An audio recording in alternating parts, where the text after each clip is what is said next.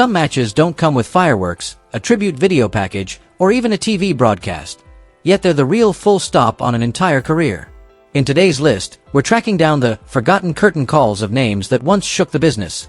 Some ended quietly on a house show, some walked away in a promotion most people barely noticed, and some seemed to get the perfect goodbye, only to come back one more time anyway. And because hardly anyone realized it in the moment, those final matches somehow sting even more. So let's jump right in. Wrestling sphere, go. Number 12. Sid Eudy. Mention Sid Eudy, and a lot of people instantly picture a true giant. The kind of presence that made the air feel heavier the second he stepped out, eyes like they could scorch a man's soul, and a powerbomb that didn't feel like it was meant to win a match. It felt like a land grab. That image was so strong that when Sid suffered that horrific injury in the early 2000s, most fans just assumed his story ended right there. A Sid-style career finishing in pain sounded both fitting and cruel, and that memory ended up masking the truth. He still had a few more steps left after that night. Years later, Sid unexpectedly showed up in WWE again, and not in the kind of send-off legends usually get. On June 25, 2012, on Raw, Sid returned as Psycho Sid to face Heath Slater. It was short, clean, and more like a lesson than a true contest. But that simplicity is exactly what made it feel strange afterward. The crowd wasn't given the chance to brace themselves for the idea that this might be the last time they'd ever see Sid wrestle in WWE. No farewell ceremony. No speeches. No promises. Just one quick explosion, and then the WWE lights shut off like nothing ever happened. And if you think that's where the story ends, Sid's real, forgotten final match took place even farther from the spotlight. On August 5, 2017, in Ottawa, Ontario, Sid stepped into a Great North wrestling ring to face Paul Rosenberg. No massive stage. No stadium sound system. Just indie lights and a room full of people who came to see an old monument with their own eyes. Sid was still Sid, towering, deliberate, but heavy in every movement, the kind of offense that reminds you why he used to haunt opponents' nightmares. And the match ended with Sid winning, a beautiful ending in the simplest way possible. No fireworks, just walking out with his hand raised. The most painful part is this. A man who was once big enough to main event WrestleMania ultimately said his final goodbye on a night most fans didn't even know existed. But maybe that's Sid Eudy in a nutshell.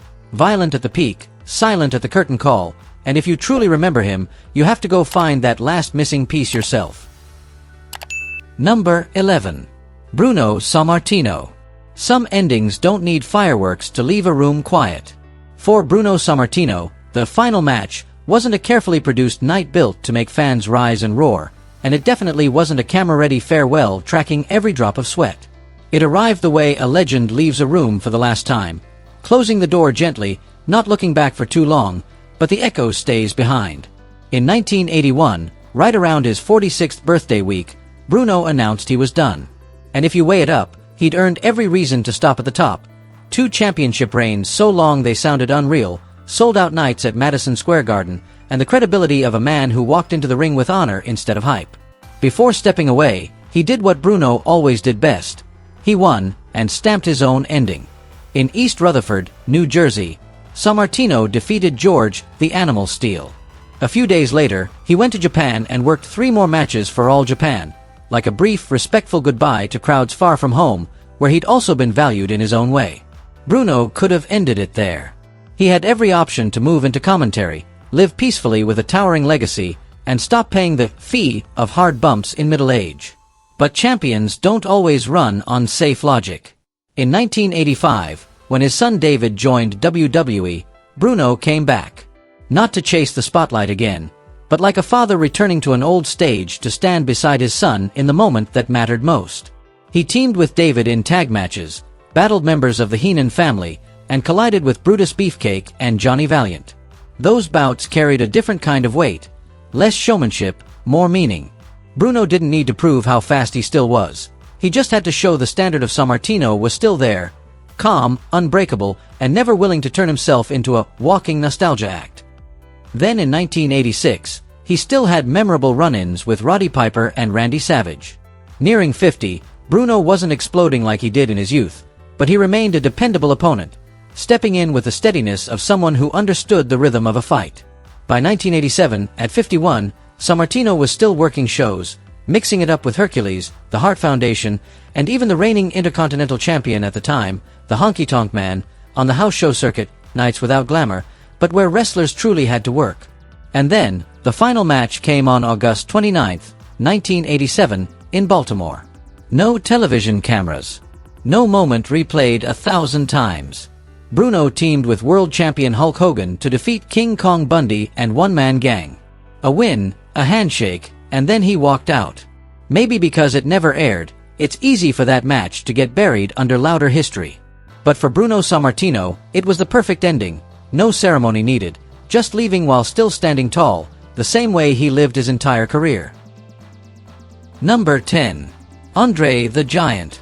WrestleMania 6 in 1990 closed a massive chapter of Andre's career in a way that felt both heartbreaking and strangely beautiful. Andre and his fellow Giant partner, Haku, lost the WWE World Tag Team titles to Demolition. On paper, it's just another defeat. But what made that moment linger far beyond any record book was what happened after the bell, where emotion, instinct, and pride hit harder than any move ever could. The second the match ended, everything unraveled. Instead of walking out like a beaten man, Andre detonated. He turned his fury on the very person who'd been standing beside him, brutalizing Haku, then swung that punishment toward Bobby Heenan too. It wasn't violence for the sake of chaos. It felt like a clean break, a cold declaration that Andre would no longer be controlled, no longer play the role of a pawn for anyone ever again. Then came the image people still talk about. Andre climbed onto the forever awesome ring cart and left the Skydome alone, swallowed by a thunderous ovation. The crowd wasn't just cheering a giant. They were cheering a legend taking ownership of his own fate. It was the kind of face turn fans always dream about. No speeches needed, just one look and one heavy turn of the back that made the arena go silent, and then explode. That was Andre's last WWE match to air on television. But calling it the last match of his career would be wrong. In reality, from that point through December 1992, Andre still stepped into the ring more than 100 times, a number that hits differently when you remember how much his body had already been cracked open by time. Most of that final stretch happened in All Japan Pro Wrestling. There, Andre often teamed with another towering legend, Giant Baba, even working the 1991 Tag League. No WWE spotlight. No weekly storylines. But Andre still did what Andre always did. Show up, stand there like a living wall, and make his presence feel unreal for anyone lucky enough to witness it. Andre's final match took place on December 4, 1992, in All Japan, a six-man tag in front of 16,000 fans in Tokyo. Andre, Baba, and Rush Okamura defeated Haruka Eigen, Masanobu Fuchi, and Matoshi Akuma. Not a grand farewell, but that's often how monuments disappear. They fade from the biggest stage, then quietly close the book somewhere most people never think to look. And here's a detail almost nobody remembers. 7 months earlier, Andre also worked a run of trios matches for UWA in Mexico. In 2 of those bouts, one of his opponents was the Great Kikina, the man the world would later know as Yokozuna. That alone says something bittersweet. Andre wasn't forgotten because he became smaller. He was forgotten because the era moved too fast, and the Giant's final footsteps happened outside the camera's brightest light. Number 9. Ted DiBiase. For a lot of longtime WWE fans, the image of the $1 Million Man, Ted DiBiase, feels like it quietly faded out after SummerSlam 1993. That night, he lost to Razor Ramon in the opener. Not a shocking result, but what followed left a colder feeling.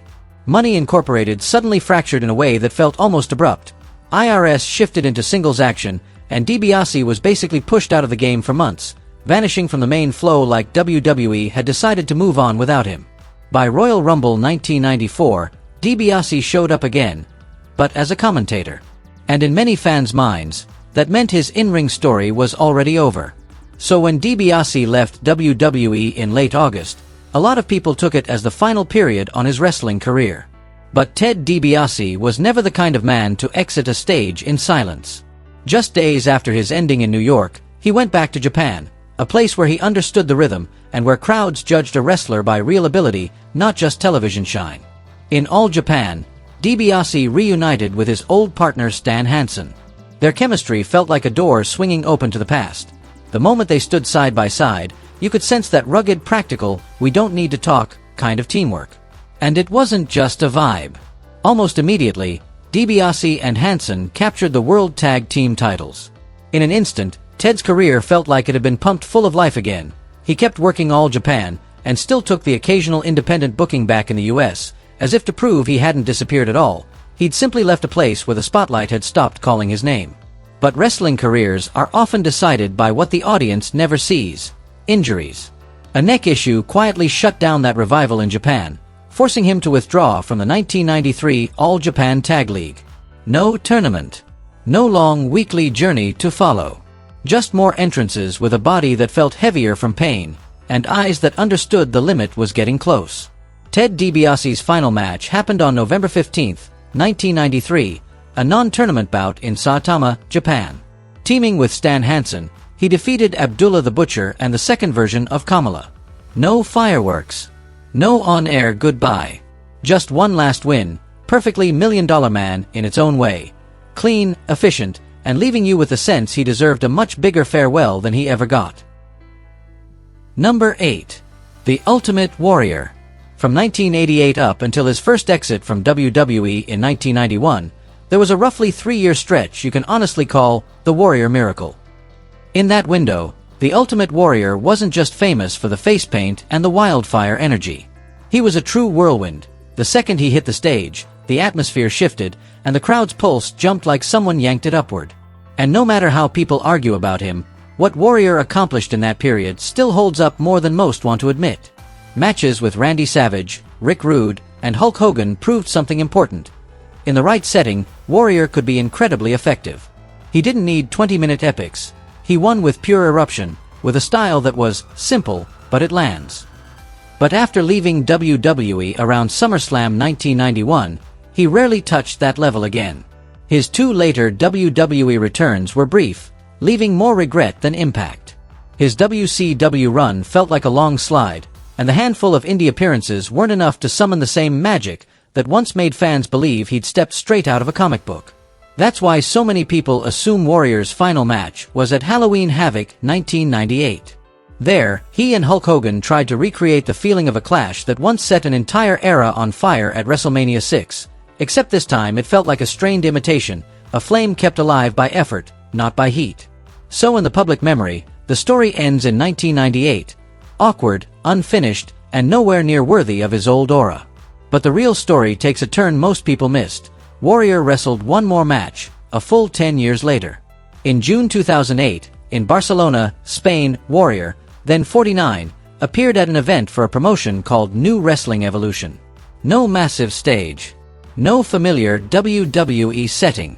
Just a variety show kind of night where names like Raven, Gangrel, Rikishi, Pac, Chris Masters, and others all shared the same poster like time had been tossed into a blender.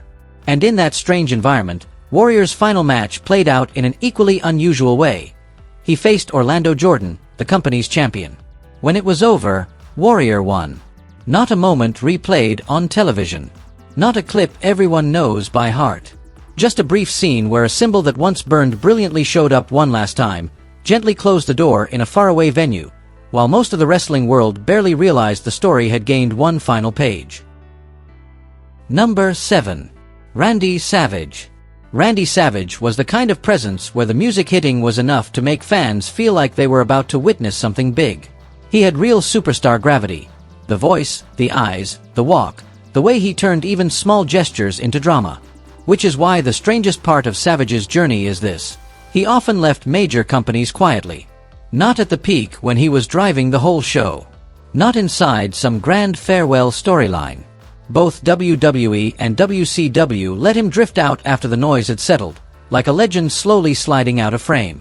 Savage left WWE during the stretch where he'd been pushed into commentary. For a man who lived off tempo and emotion inside the ropes, sitting behind a desk felt like locking away a piece of his instinct. His WCW departure came after a long period of inactivity, when he'd faded into the machine and attention moved toward other names. The aura was still there, but it wasn't placed where it could ignite. And that's how 2 big homes of his career ended up not being the places that could claim they'd witnessed Macho Man's true last match. The honor, or maybe the irony, belongs to TNA.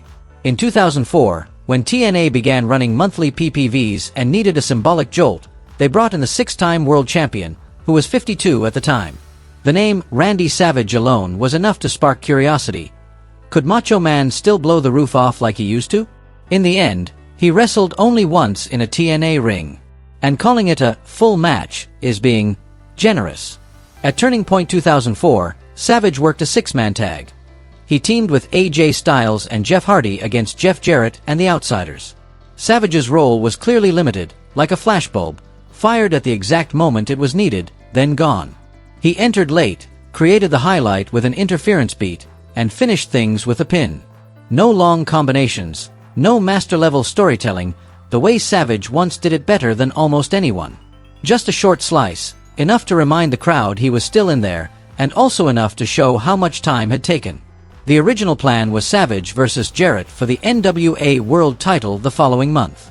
But his health wouldn't allow it. He withdrew, and then he retired. So the final match of one of wrestling's most dramatic icons happened in a bizarre setting.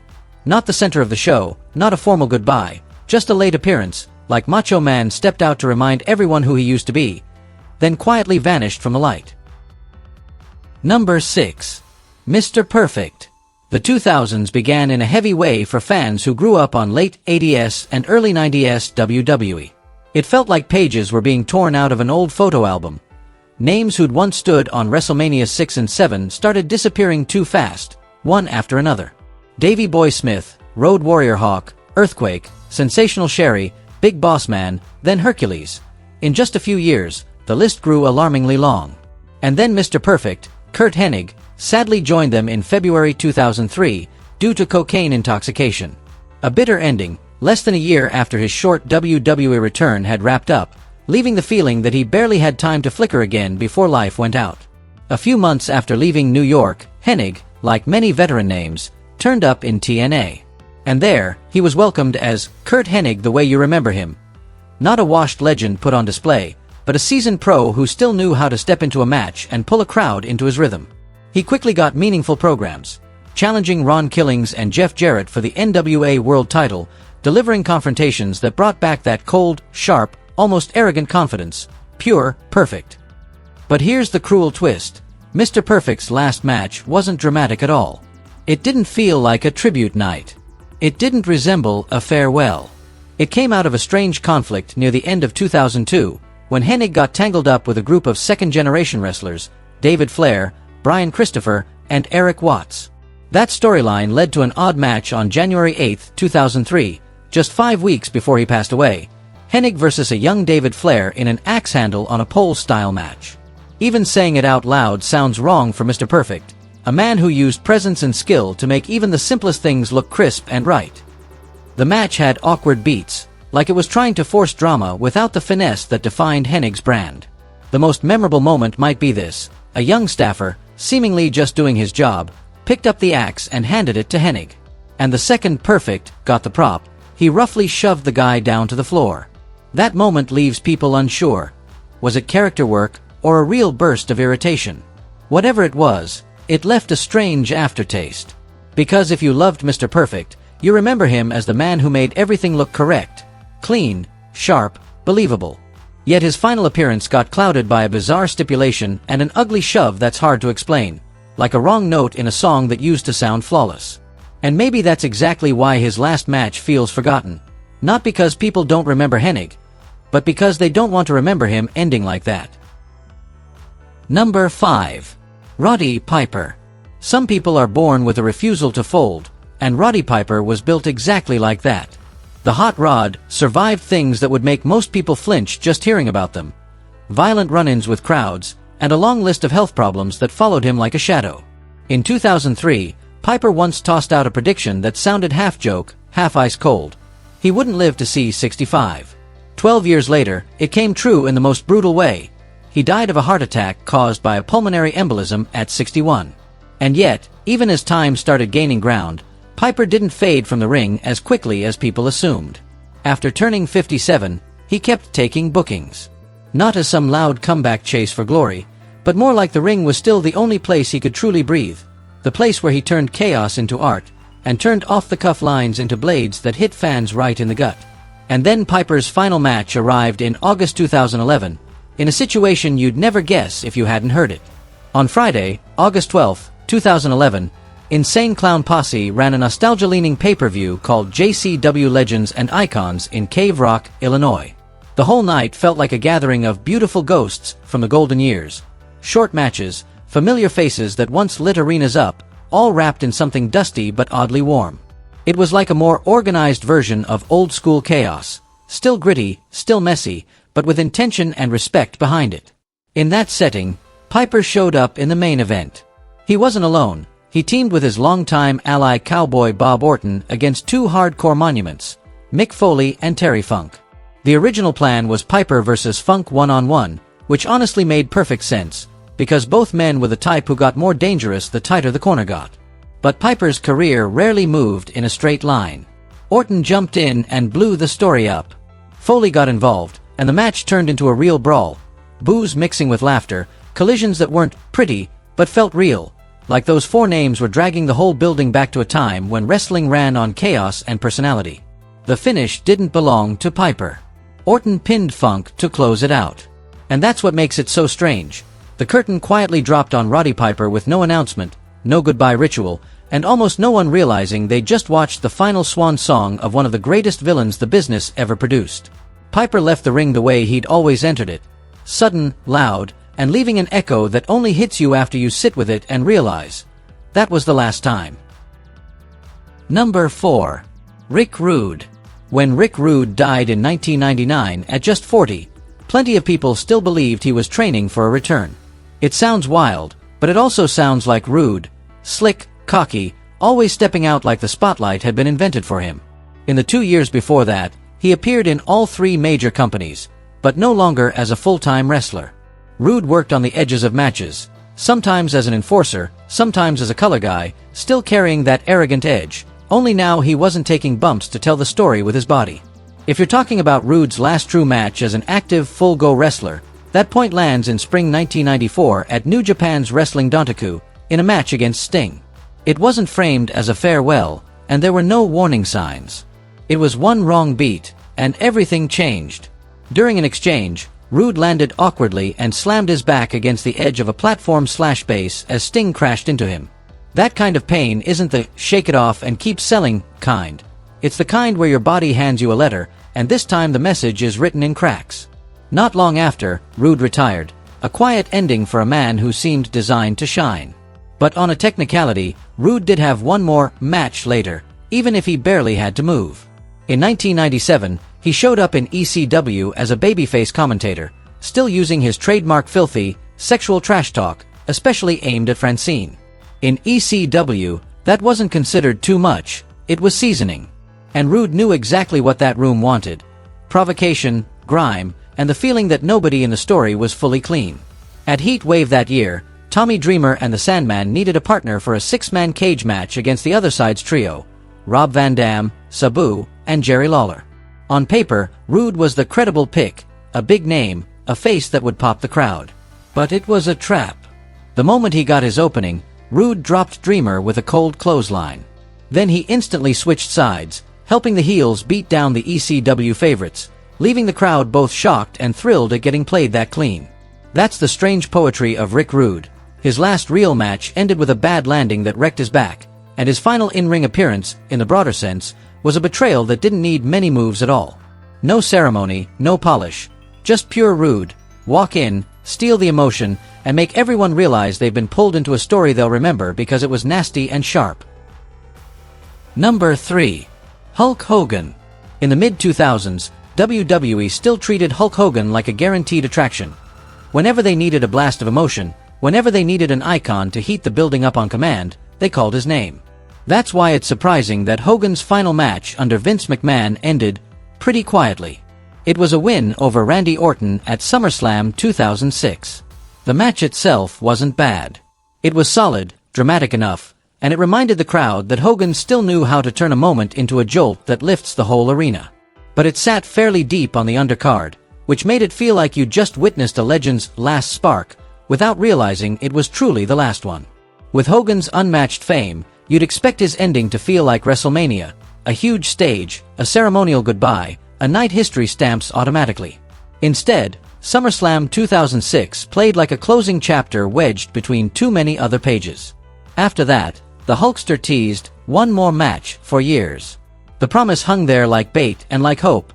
Maybe there'd still be one final night where Hogan could say goodbye on the scale he deserved. But if we never got that in WWE, his last dance happened somewhere most people wouldn't expect, a TNA ring. Hogan wrestled 5 matches in TNA total, 3 of them on television.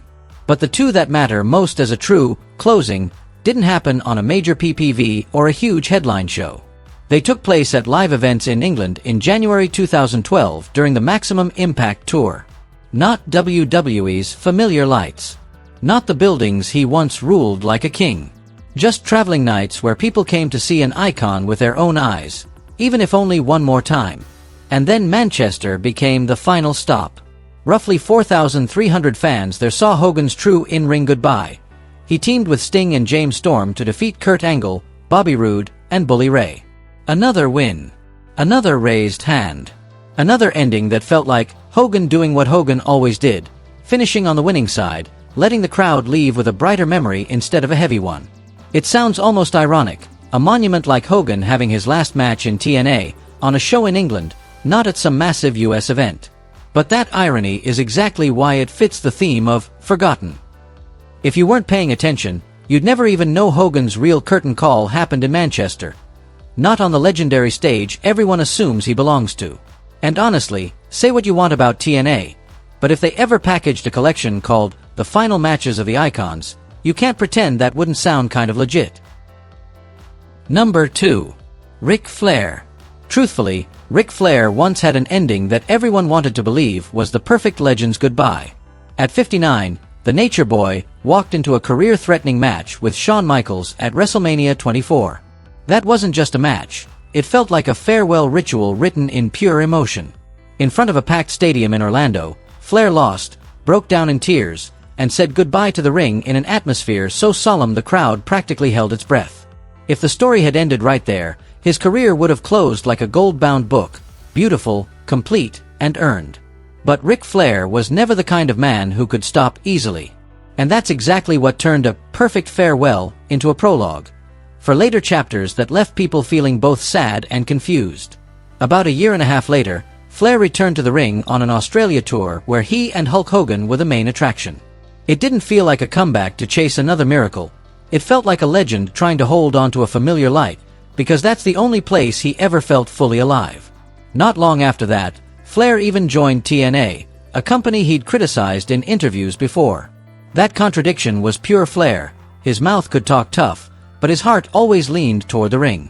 In Dixie Carter's house, he wrestled roughly a dozen matches, not enough to call it a long run, but enough to blur the ending at WrestleMania 24 that people wanted to keep untouched. Flair's last match came in September 2011 on an episode of Impact. And like fate was deliberately staging the scene, the opponent was Sting, a longtime rival who'd faced him on the final episode of WCW Nitro 10 years earlier. On paper, it was perfect. 2 names that helped define an era, meeting again to close the circle. But once the bell rang, reality hit harder than nostalgia. Flair's age showed in a painful way. The pace was slow, the steps were heavy, and every movement looked like it had to ask permission from his body first. Then disaster arrived as a cold reminder that time spares nobody. Flair, 62 at the time, tore his triceps when he landed after a superplex. After the clash with Sting, Flair still appeared in physical storyline angles, still carrying that instinct to pick fights and crank the emotion up. But there was no more official match after that. So instead of being remembered as the man who left Orlando in tears and total respect, the Nature Boy ended up with a finish that got mixed into weekly television. Quiet, slow, and painful. A curtain call many people overlook, not because they don't love Flair, but because they still want to believe his real ending happened at WrestleMania 24. Number 1. Mr. McMahon. There's something genuinely strange about talking about Mr. McMahon's final match. He was the man who ran the machine, the most powerful villain imaginable. Yet his in-ring ending arrived almost out of nowhere, like a sudden turn right after someone else's climax. In an era where WWE could still make the crowd erupt just by putting McMahon on screen, hardly anyone expected the last time he truly worked an official match wouldn't be about honor, it would be about the character's ego. That night, Pat McAfee had just gotten his own WrestleMania moment. He beat Austin Theory, and the stadium exploded with that right guy, right time feeling. But before he could fully soak it in, McAfee called out Mr. McMahon directly. And then the Power Shadow walked out, peeled off the suit jacket like he was stripping away the businessman mask and stepping back into the version fans hated, feared, and, in a weird way, knew by heart, the boss who could turn everything into his own game. The match played out in pure McMahon fashion. Not clean, not fair, and not designed to look pretty. Before it could even resemble a real contest, Theory jumped McAfee, a blatant setup in broad daylight. McMahon took that opening and turned the match into punishment, even finishing it with a football punt that felt intentionally humiliating. This wasn't pure wrestling, it was power giving itself one more win. Then came the pinfall. 3 slaps of the mat. Mr. McMahon won. At an age far beyond his physical prime, he still walked away with one last WrestleMania victory, the kind that makes you smirk bitterly and feel uneasy at the same time, because it was so perfectly in character, always finding a way to stand above someone else, even at the very end. And as if to stamp the whole thing with chaos, Stone Cold Steve Austin showed up and handed out stunners to everybody. The crowd roared, the scene ended in screams and laughter. But if you look closely, it was also the perfect irony. The biggest villain didn't leave with a goodbye speech. He left through an impulsive match, won it with help, and then got swallowed by the very thing he spent his career creating, absolute mayhem. If you were most surprised by whose final match, drop it in the comments. And don't forget to like, subscribe to Wrestling Sphere, and hit the bell so you don't miss the next batch of nostalgic, but seriously addictive, countdowns.